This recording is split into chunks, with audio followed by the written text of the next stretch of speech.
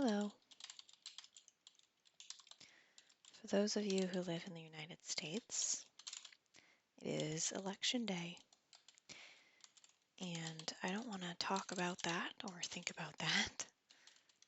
So instead, we're going to talk about the books that I've read so far this year in 2020. One good thing about the pandemic is that I've had more time to get back into reading. I used to love reading when I was younger, and I ended up studying writing and literature in college. And it became all about analyzing and homework, and I really lost my love for the actual reading itself. And so this year, one thing that's been really helpful, well, two things. First, I've gotten really into audiobooks because I'm able to go for a walk and listen at the same time and feel like I'm doing something active, which is important to me.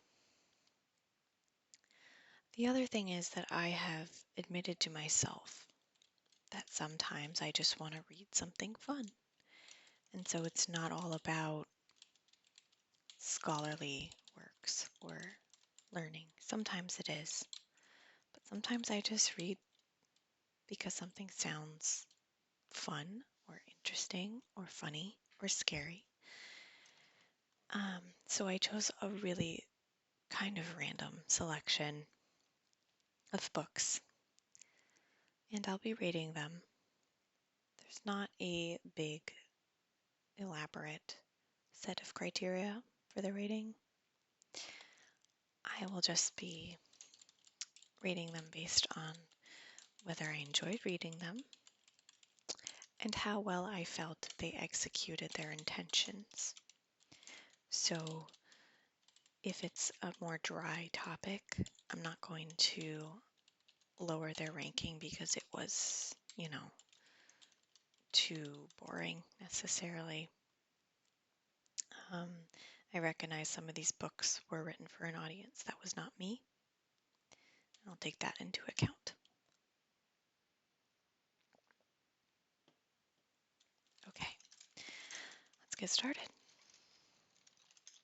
So, first up we have I Might Regret This, which is a set of essays by Abby Jacobson. You might know Abby from the show Broad City. She's the co-creator, with Ilana Glazer. Abby is very funny to me as an actress and a writer. I felt like her essays were relatable, but some of them were not necessarily very funny, just because they weren't anything new to me. However, there were 2 points in the book that were very interesting to me. One was how she talked about her breakup. There's a section where she talks more in depth, and I felt that was really heart-wrenching to me. I just related to it. And then I really was interested in the part where she talked about developing Broad City, because I do love show business, and it was inspiring to think that you could create something just by meeting a stranger and getting along with them and doing art with them, especially 2 young women. I myself am a young woman, so I appreciated that. So I'm going to say that this was a B. It was a quick read, but there are points when I kind of wish she would get on with the point. I'm Thinking of Ending Things by Ian Reid. I'm not sure if I'm saying his name right. This was probably one of my top 5 books of this year. I absolutely loved it. It's got a really scary vibe. Just this vibe of dread in the whole most of the book, and you don't really know why. it's just building and you're just confused and freaked out. And then the ending, I just thought was really clever. Um, some people don't like the ending. I will say do not watch the movie, or at least don't watch it first, because it's really nothing like the book. Um, it loses all that really awesome, dreadful feeling. But again, very quick read, and I really couldn't put it down. It was super good. It gets an S tier. What we talk about when we talk about books. This one, I normally would not read anything like this. Like, it's literary criticism, it's very meta. But I thought it did some really clever things, especially because it itself is a book, and that's just a really fascinating sort of um, perspective, how you can talk about what it means to read a book and to hold a book, and then to be listening to it on audio tape was very interesting. It's something I probably would have read in one of my classes. I found it mostly just informative and interesting, but it did have boring parts. I mean, it's a pretty dry subject, honestly. A librarian would probably love it. That's not necessarily me, but yeah, I mean, it did what it set out to do, I think. I feel like it could be a B or a C. I guess I'll put it at a C just because it wasn't like super fun to read, but honestly, it's not bad. It's very easy to get through. Kitchen Confidential is a book that is probably really good if you love food, if you're a cook or a chef. My partner is a cook and loved it, but it's just not really my thing. A lot of the food stuff, I just was like, I don't even know what he's talking about. It's Anthony Bourdain, I should say, is the author. And so there were a couple, like really a couple anecdotes that were interesting to me. For the most part, he's just kind of naming people's names and like naming food dishes, and just, I don't think it was my thing. It was a finely written book, but I'll put it at a C. Mating in Captivity is, I will summarize it as basically how do you keep things interesting in a monogamous relationship. I actually just find human sexuality very interesting. So it was not a boring read, but it's very homogenous in its the couples that the author works with. I feel like the summary of the book could just be go to therapy, and also that novelty makes things interesting, which is obvious to me. She just was very pretty restrictive view of these couples. She could use some more diversity, absolutely. And if you like this kind of thing, I would read The Ethical Slut. It sounds weird, but it's a really good, a lot more comprehensive lifestyles are fit into that book. So read that one instead. That said, like I said, it was interesting enough to read the different accounts, and I'll put it at a C. You can't see it, but this is Chernobyl 12340. It's about a guy who goes to visit Chernobyl, and then he also, like in the modern day, then he also recounts the story of the event. It's a fascinating event to me, very disturbing, and really showed how human error made this happen. So I really appreciated that part. His visit itself was not super interesting. There were some compelling parts, but it just isn't a super expansive, comprehensive account. And he even says so himself. He's really not an author. He's just kind of a regular guy.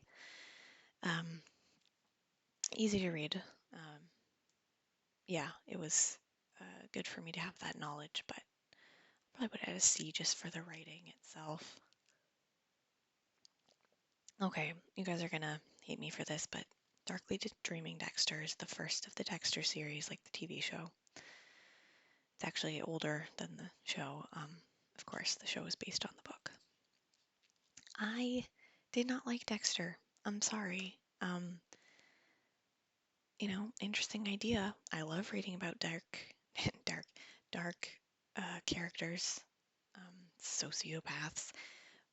But I feel like the author has never actually read anything about real sociopaths. It's just the monologue of Dexter himself is just like, I don't have feelings because I'm a sociopath, and then he has a feeling, and it's like, what is this? Like, it's just not, it's not selling it to me.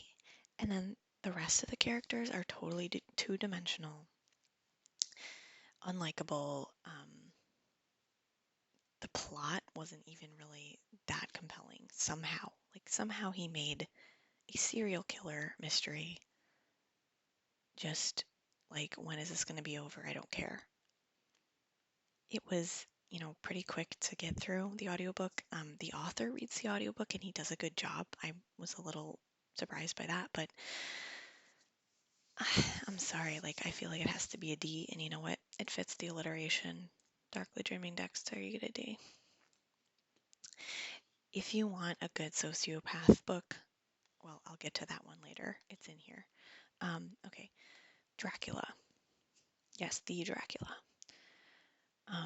I read this around Halloween, so, a few days ago. It is a lot better than I expected for like an old Victorian novel.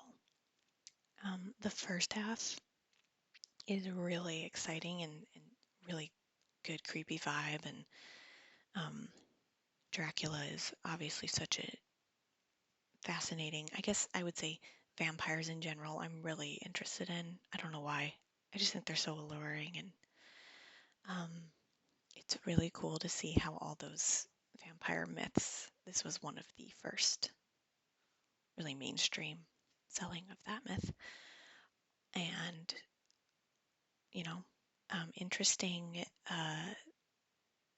what do you call it, format, because each chapter is different excerpts from characters' journals and then some news articles, and it all just kind of comes together as you're starting to see there's a vampire problem going on in Europe. And yeah, I just was really compelled by it. And then the second half, it just kind of drags on, and they're kind of like, all right, we got to go get this guy, and they just kind of keep saying the same thing over and over. So that was disappointing. It is a long book, and the first half is just so much better. And Van Helsing is such a great character, and the audiobook, the guy who did the voice for it, um, he's just such a funny guy. I really like Van Helsing, but yeah, so I guess I would put it at A tier because just the pacing is off. It's one of those things that old novels suffer from a lot. They just get to be drawn out because people had more time on their hands, I suppose. I'll try to rip through some of these. I know there's a lot. In the Dream House, I wish I could see the author's names on here. I think it's Carmen Maria Machado. I'm really sorry if I misremembered that. This was so poignant. It's a memoir, but it's told in a really interesting way. Each chapter it's kind of fictionalized almost, kind of that purple prose or like poetic style in some, and then in others it's just kind of a straight memoir. It really flows interestingly. And the main relationship is about an abusive relationship between two women, and how the queer community often is overlooked when it comes to domestic abuse. It's a really important book. There honestly aren't that many books like that. And yeah, I was really compelled by it the whole time. There's really nothing that I didn't like about it. And it's a really unique idea and just really important. And so I think I should put it in the S tier. Educated. Tara Westover is a memoir. about a woman who grew up in a Mormon, um, I think it's Mormon. It's a fundamentalist religious family. They live out in they live like on a farm, kind of off the grid, and so she's just really uninformed about the world. It is a very harrowing, like fascinating account of a woman who goes from that into education and starts learning so much about the world, and she ends up with a PhD, and um, it is pretty fascinating. I really love stories like this, so yeah, I put it at an A. Eligible by Curtis Sittenfeld is a retelling of Pride and Prejudice in the modern day. P&P, one of my favorite stories of all time, classic, and just it's so fun, and the character is so likable. Ineligible, somehow she makes these characters all completely unlikable, and I get that they're not perfect. I get that the Bennett family is pretty flawed and bumbling, and they're not high class, but I felt like it took it a step further in that they're all kind of just bad people almost, except Jane. Um, and, you know, making me dislike Lizzie Bennett, who is one of my favorite characters, someone who I identify with, um, that was disappointing. And Mr. Darcy, I know he's like kind of an ass and it's hard to write him um, in a way that he ultimately is redeeming, but I didn't care for either of the main characters in their relationship, and it all kind of culminated really quickly, and I was like, there's no way Lizzie would go for this. So, um, so I had some issues here. Okay, so with eligible, um, despite all that, I felt like it was still really fun to read, and Curtis Sittenfeld is a really masterful writer about writing relatable human situations and thoughts. And I don't know, I feel like I would maybe put it at a B. It's worth reading if you like um, Jane Austen. Ivy Aberdeen's Letter to the World. This is it's written for middle grade students or people, and it is definitely a heartfelt story that a young queer girl would really identify to that is a really important story to tell, and it's just kind of sweet. I'm not the target audience, uh, as I am a grown person, but there were still some points that were really sweet. It just wasn't super entertaining for me to read, and it's probably because I'm not, you know, the target audience. It did what it was supposed to do, so I'll give it a B. Um, a Load of Hooey is by the actor Bob Odenkirk. I think he's a funny actor. He's done a lot of stuff with sketch comedy and stuff like that. His ideas written down just really weren't that funny or well executed. Like good ideas, but then they don't go anywhere. And I honestly just didn't find any of it that entertaining. Somebody else might really like it, but I think I would just put it at the D. So, The Haunting of Hill House, a perfect Halloween story, and it really was the pioneer for the haunted house kind of story. Um, I mean, not the first one, of course, but it was remade so many times. And um, I would say it's so much more than that, though. And it really gets to the human condition. And I love the main character, Eleanor's thoughts, her insecurities, and how that's, the scariest part about life is your own mind in some ways. And I'm not sure if this is canon, but I'm pretty positive there are some queer overtones about repressing feelings, and also just about the female experience in a time before our own modern time, um, as well as, I think, mental illness, just about how women were sort of expected to act, and I'm rambling. I was really fascinated by it, and I think it's just such a great story. I think I'll put it at an S. Kitchens of the Great Midwest. It's just a sweet story about all the different people that make up this one character's life, and her journey with the culinary world. It was, yeah, very well written. There were a couple parts that I was kind of like, that doesn't seem realistic, or I wasn't on board with, but um, it's a very well written story and all comes together very nicely. And I think I would give it an A, especially just because the setting is very relatable to me. It's my home in the Midwest. So, Emotionally Immature Parents is obviously more of a psychological, nonfiction, informative book, but I do like to read about psychology. It's just one of my interests. Very comprehensive, explains a lot about not just parents.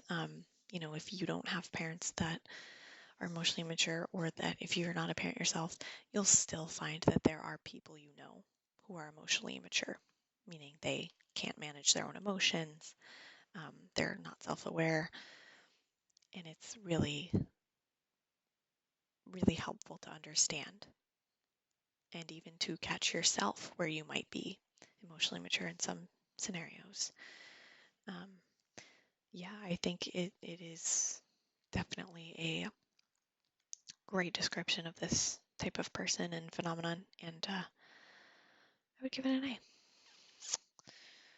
Get Your Shit Together is a jokey sort of self-help book.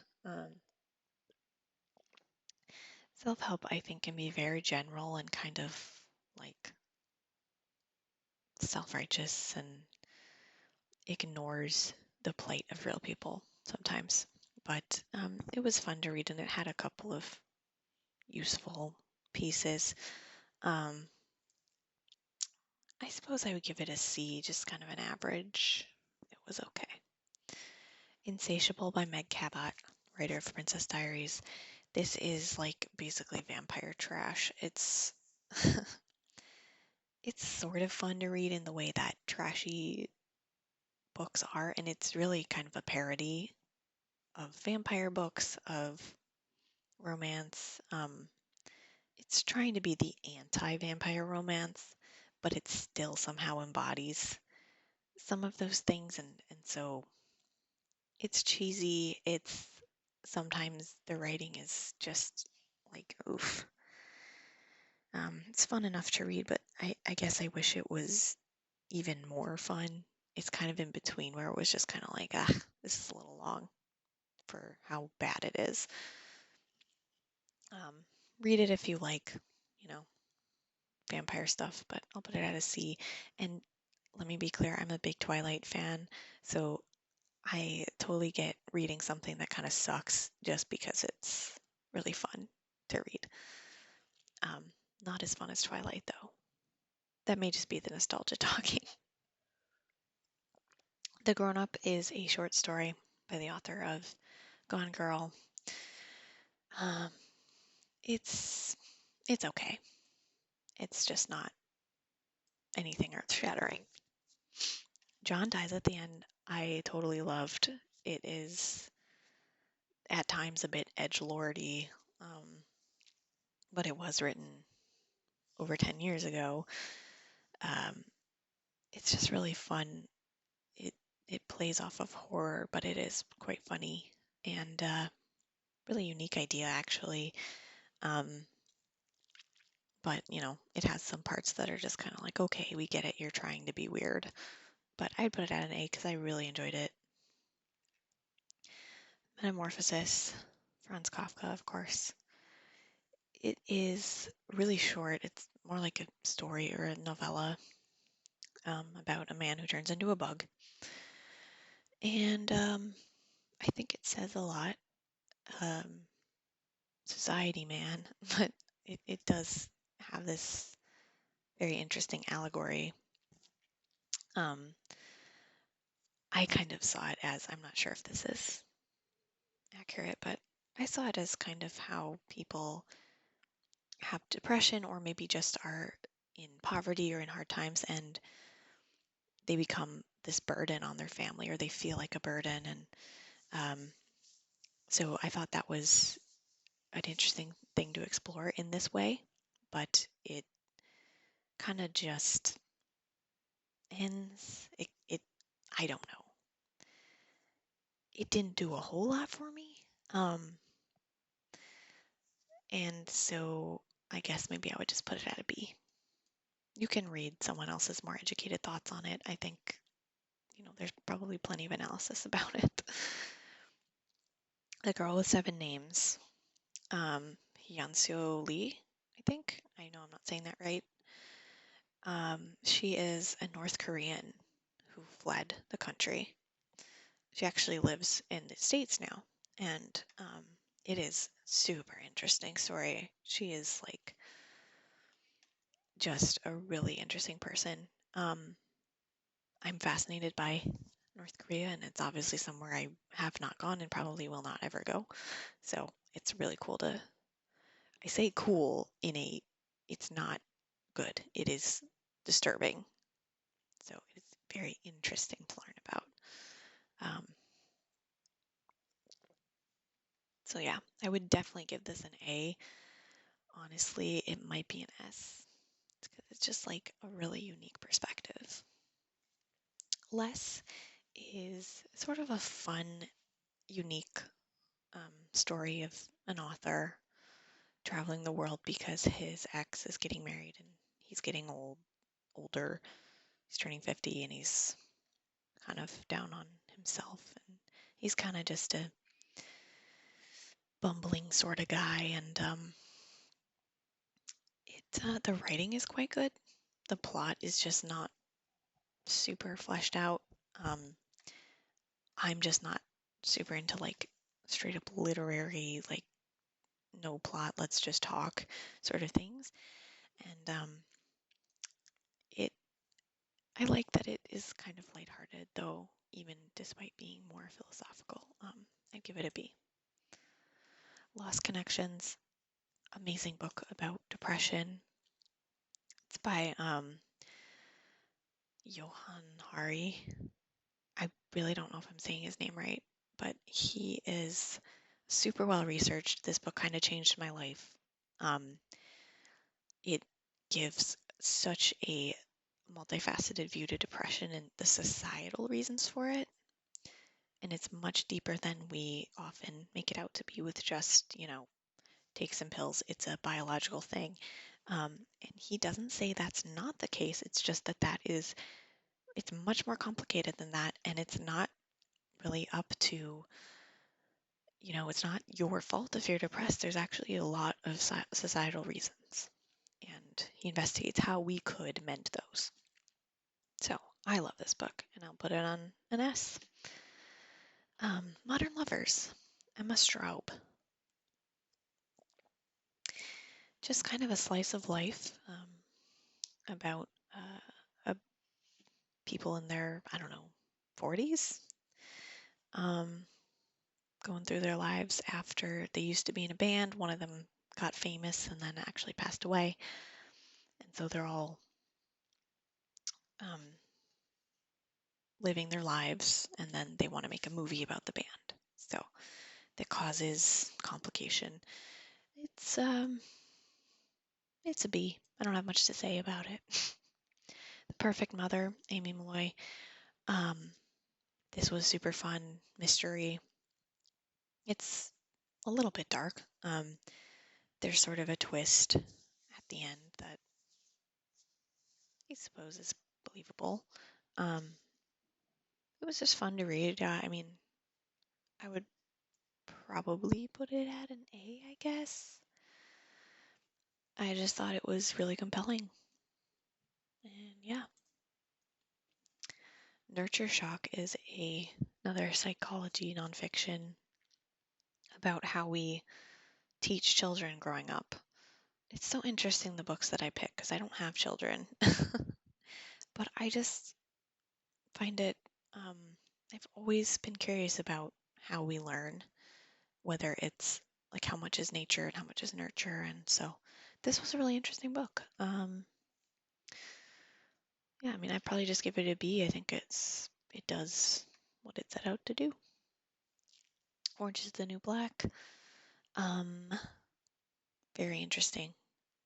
I keep saying stuff is interesting, but I love to hear about perspectives I do not have. And I think Piper's is a unique one because she is privileged and she does end up in jail.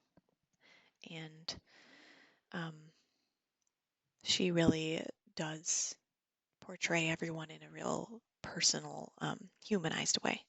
And it's not really that much like the show. You can see where they got inspiration for characters, and that was cool, but it's not dramatized like the show. It's a memoir. It's realistic. I'll put it at an A. It's changed a lot about how we look at prison, I think. So I like that she had sort of a social justice bent to it. It wasn't about her ultimately. Quiet by Susan Cain is about introverts. And it's interesting, I started reading this a couple of years ago, and at the time I was very hard identifying as a introvert. And as time has gone on, I've become more extroverted. And so when I first started reading it, it was just very relatable. And now it's not as much, but I still really appreciate that we're trying to make people aware that being introverted is not worse. And in some situations is better. There are pros and cons to being intro and extroverted. Also, that a lot of people are ambiverts in different scenarios. So, very, very important. And for me, a couple years ago, back when I was more shy and introverted, which are two different things, I was just really, really like, it meant a lot to me that this was written. I'm giving it an A. So you want to talk about race, idioma. So you want to talk about race by Ijeoma Oluo. She does a really good job of laying out how a conversation about race, especially with white people, how that can devolve into white fragility and very uncomfortable situations that we've all probably been in, whether you're a white person or you're not a white person. I personally am white, and this was all very enlightening. However, I had just read about a lot of the concepts she talks about, so they weren't necessarily new, but very, very important for me to have a reminder about, and there's definitely some important context in there. So I definitely recommend that if you're white, you read this, and please have an open mind. This year especially, we have found that we need to listen and understand and try to understand ourselves as well. So that one's an A. My year of rest and relaxation is kind of unique. Um, it's in that like nothing really happens. It's just this woman who's depressed and she just pretty much sits at home and watches movies all the time. Um, she's not likable. There aren't really likable characters in the book, but I still was entertained by it. It was like interesting, and parts of it were relatable, and I just kind of left it with like, I think I would give it a B probably. Can You Keep a Secret by Sophie Kinsella is one of those like just for fun reads. I just needed something light.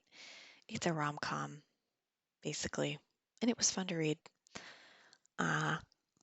Yeah, I would give it a B. Is it Gillian or Jillian? I don't know. Gillian Flynn, Sharp Objects. Super good. Super, like,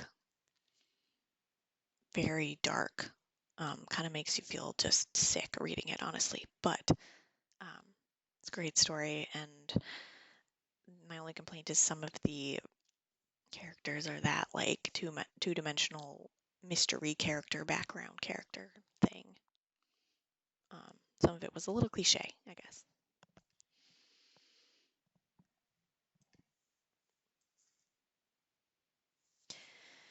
Okay, Shrill. Shrill is by Lindy West. This is a TV show now, fictionalized version. But this was such a good memoir about being a woman, about being a fat woman, and about fat phobia and being a personality online and being those things. It's just really sad and funny. She's a very funny writer, and yeah, I'll give it an A. Running out of space here. What happens when I run out of space? Simon versus the Homo sapiens agenda is now the movie Love, Simon. I thought it was a good young adult novel. Definitely something I would read in high school. That would be really good. But I mean, I guess he kind of is just like really afraid to come out, but he doesn't really have anything at stake. You know, he isn't going to get kicked out if he comes out. And I guess I do kind of like that because he realizes his insecurities are all just himself. It's all in his head. But at the same time, that's not the experience for so many people. And so to have him be like, oh, like my life is so hard, and then, you know, have people who are not white, who are not affluent, whose parents are not accepting, to see this story play out is maybe a bit alienating. But I'm really torn because it's like that's his story, and he even acknowledges it, that he is pretty privileged in that way, and that, you know, this is his coming out story. It's not every person's in the world. Anyway, those are just my thoughts. Overall, I just, you know, I thought it was okay. Um, I wasn't super invested in the relationship, I guess. I was just more invested in Simon himself. And maybe because I know it's high school and like as an adult, I was just kind of like, oh, well, this isn't going to last. And I'm sorry for being cynical. I'll give it a B. Slate House. I love David Mitchell. Always just so unique. Way of writing, his format. Really compelling story. There were some bits that were kind of cliche, especially just some of the dialogue sometimes is like cringy, but I mean, he always writes a good story. I'll put it at an A. Madeline Wickham is actually the same person as Sophie Kinsella. I don't know why she did that, but that's her real name, Madeline Wickham. Sleeping Arrangements. This was another just lighthearted sort of rom-com, but it just wasn't that interesting to me. It was fine. I guess I would give it a C. The Social Animal is a really great idea. It is a nonfiction anthropological study, but of two fictional characters. So they analyze those two as they go through their lives from a perspective of cognitive differences, like how their experiences have shaped their personalities, their decisions. The whole point is to investigate the unconscious things that make up our decisions. So it's a great idea. It started out really great, but by the end of it, it was just kind of like, I don't care. And I'm not alone in that when I look at the reviews. It's like a B, I guess. I don't know. I'm so indecisive. Stonewall. This is actually written for like a young adult audience, just to describe the events of Stonewall, how it came to be, and the aftermath, which is something I honestly needed a little bit more background on. And with that said, the book itself leaves something to be desired. I feel like it could have been more comprehensive, but that's probably because it's for a younger audience. Still, it gave you the basics. It's did mostly what it needed to do. It's just not, going to be super exciting, but there are parts that are very poignant to just think about how far we've come and how much people struggled back then and now. So yeah, I'll give it a B. Sunburn. Sunburn is a like mystery type of novel, and I'm sorry, but there was no mystery. It was just two unlikable characters supposedly falling in love or whatever. The mystery is pretty much revealed like halfway in, and then nothing else happened, so I don't know why it kept going on, and I don't care about the characters, so I don't care. I couldn't wait for this to be over. I'm sorry, I don't know why it was just not clicking with me, but I did not like it. So I'm sorry if you liked it. It's just not worth reading.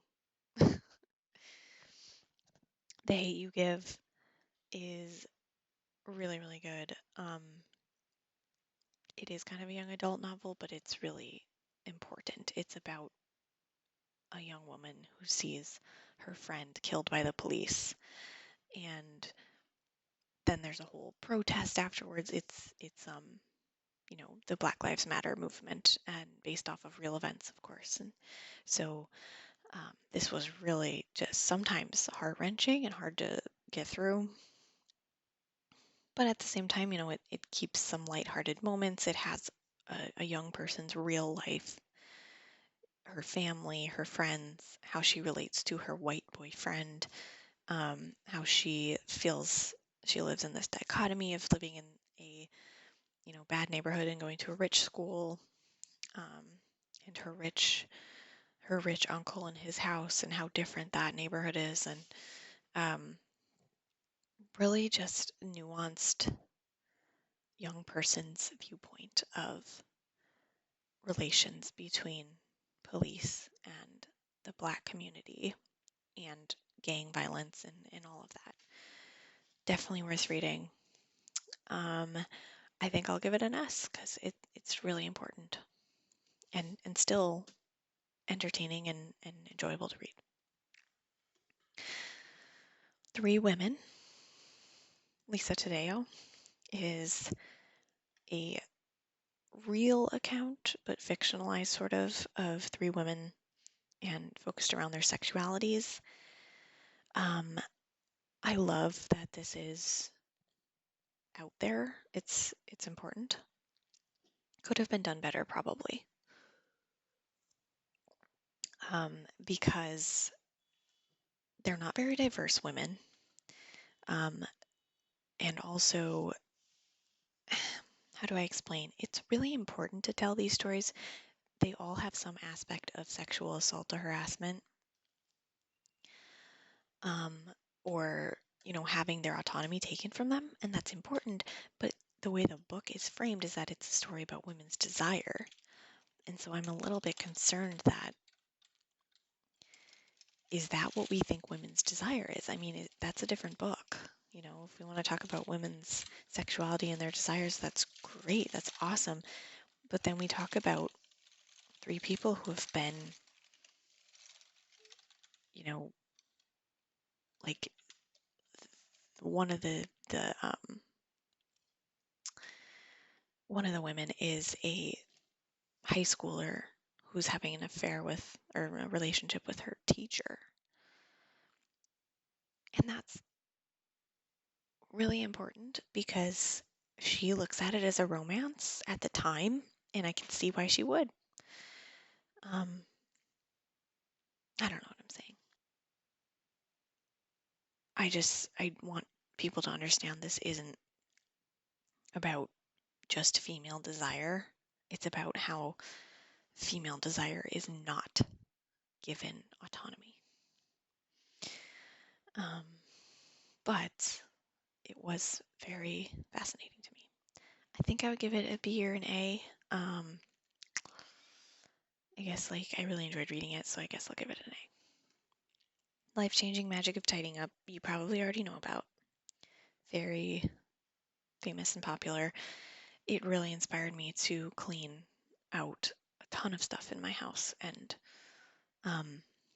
but it's not just the stuff, it's to clean out parts of my mind, to really let go, and to look at experiences not as something you lost, but as something that you had and that served its purpose, and it doesn't need to be kept around just for the sake of it. You can recognize that its purpose is to leave you, and that's beautiful.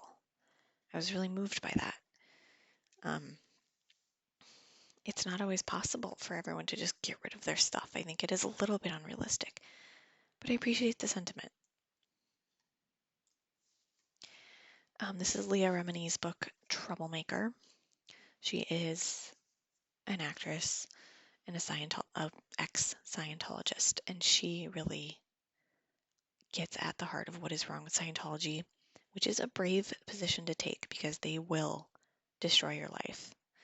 And you have to leave your family and everything you knew behind. And she did that, and that was really brave. And I appreciate that she's using her sort of celebrity status to get that message out. And she's still doing it. It's not just the book, she's trying to get people out and to help people be safe and tell the truth about what's happening. I think that's really great. Yeah, I'll give that one an A. Turtles All the Way Down by John Green. I used to love John Green. The Fault in Our Stars is one of my favorite books, but he gets to be very formulaic. And maybe it's just because I'm older now, but so much of this book was really cringy, like just the way that the teens talk and think they're so cool. But still, the main character has OCD and anxiety, and I found that part really relatable and really moving to see that written because it's not always told in such a way. And it has a realistic but hopeful tone, especially the end. So I do appreciate that. I still think I have to give it a C. Me and White Supremacy. See, I read this before, so you want to talk about race. So that's why I felt I already knew some of the stuff in that book. But I really like how this one has journal prompts, so you can actually look at yourself and what you have done, not to be guilty, not to say I'm a bad white person, but because we recognize we all have a part in it, and that it's okay to make mistakes, but recognize that, own up to your mistakes, be better next time, do more. That was pretty life-changing for me to evaluate my place in this world as a white person in a mostly white community. Very, very important book for this time. It always has been, but it's finally getting talked about. So definitely read that one. Writers and Lovers by Lily King is one of those very literary, just like character study sort of novels. It's about a writer who's writing a novel. Authors always love to do that. And so it doesn't really go anywhere. It doesn't have a lot of compelling plot points or characters to me. I didn't love it, but I didn't hate it. Give it a C. The Year of Less, I'm sorry to say, was not a good memoir. The author she was a blog writer, and she decided to spend a year not buying anything. But it turns out that she does buy a lot of things. She kind of breaks the rules, and that's fine. I just wish she would actually really talk about that. Like, most of the book was kind of about her childhood, about her relationship. I just feel like she didn't actually address the year she spent less money, because the task she took on, she didn't really follow. And then she definitely didn't, it's not a self-help book. And she did not give much detail about how she did it. So don't be surprised about that. But as a memoir, even, it just isn't that interesting. Her life just isn't spectacular. And I'm really sorry. I feel bad to say that. But when it comes to books, you have to have a unique perspective. So, and let me just say, if I wrote a memoir, it'd be really boring because I'm just, a regular person. So please don't misunderstand me. You by Caroline Kepnes is the basis for the Netflix show with Penn Badgley. How do you say his name? Anyway, Penn Badgley, who is just gorgeous. But anyway, this audiobook was narrated by Santino. What's his name? Santino Fontana. He is awesome. He's just the perfect voice for this. This is what I mean. This is how you write a sort of maybe sociopathic or homicidal character. I don't know if you'd really consider Joe a sociopath, but this is how you get in the mind of a stalker killer, and you have this conflicting feeling where he's an interesting character. You want to know more from him and keep listening to him, but he's evil. And it's a really great commentary on how skewed we believe our perception of love. Like the way Joe sees things, he loves Beck so much that he will stalk her.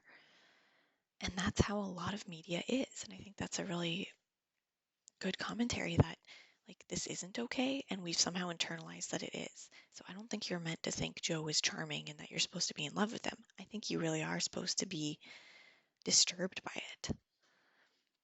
I love the book. I think it's really great. Who Says You're Dead is it's medical ethical dilemmas. So it's about sort of the law and situations that doctors encounter that are ethically ambiguous.